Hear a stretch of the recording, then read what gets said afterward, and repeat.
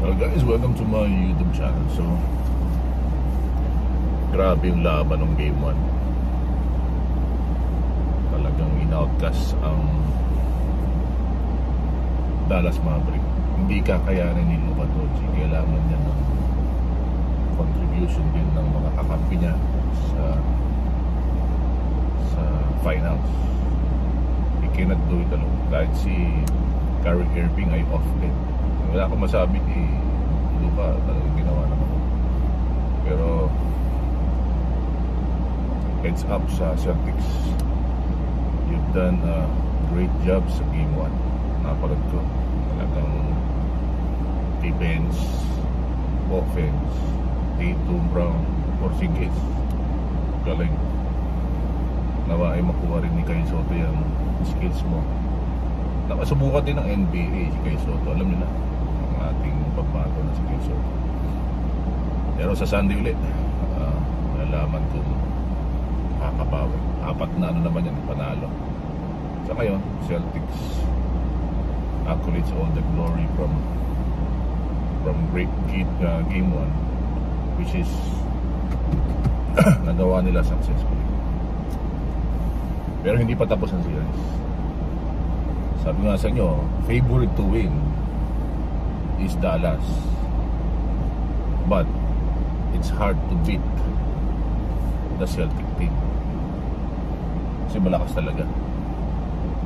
Si Tatum pa lang, at hindi lang si Tatum ang malakas sa Celtics. Nandiyan si Brown, si White, si Holidays from Milwaukee Bucks, and more. Marami sila. Puro supal pa lang inaabot ng matatangkad ng Dallas. Great defense, kaya kayo nanalo. Great offense at the same time. So it's a great game. Pag gano'n nagtuloy-tuloy yan, tapos ang Dallas, baka masweep. Hindi mo masweep, maging 4-2. The least, I think. Pero the most, kung magiging competitive, hindi naman sinabing hindi competitive ang Dallas, pero kung magiging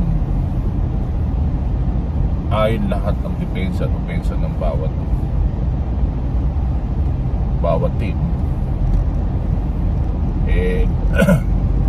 magiging maganda ang laban.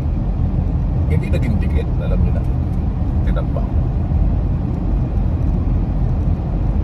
Yan ang series ng finals sa Game 1 from yesterday.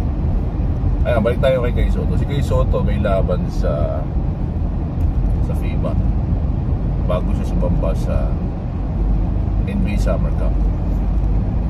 Ngayon, maraming nagtatanong, talaga bang nakakuha talaga ng kontrata na si Kai Soto? Yes. Kung hindi kayo maniwala, hindi maniwala. Pero this is it. Ito na yung taon niya. Naglalaway na mga NBA team para makuha siya. At kung meron pang NBA na talagang nagbibigay sa kanya ng chance, tingin ko magsasucceed. Kasi unang-una, maganda ang karakter ng ating kababayan na si Kai Soto. Sacramento, yes. Sacramento siya pupunta. Isinisikreto yan ng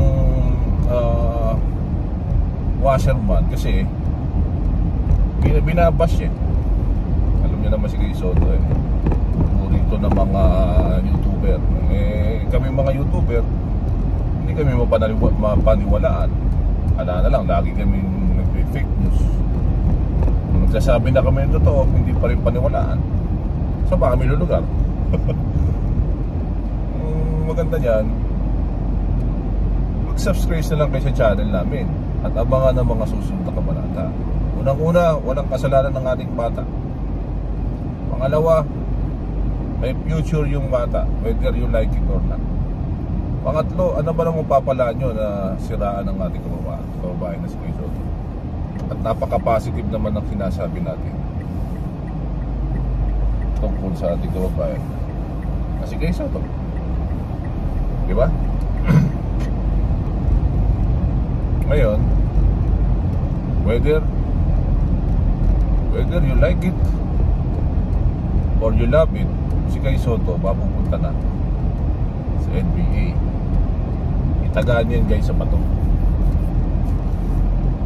Ipapuputol ko ang puting pati. Pag hindi na NBA si Kay Soto, ito na ang kanyang taon.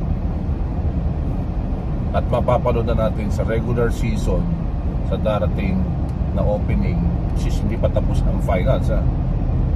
Enjoy muna natin ang finals with this month of June, and they will rest for July, August, September, and will open up again the NBA in 4 months time.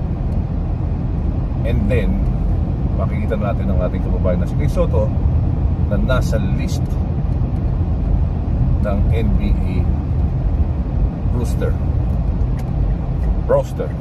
Para naging tagdam. Galing nyo. Right? Mga natin ang mga susunod na kabanata.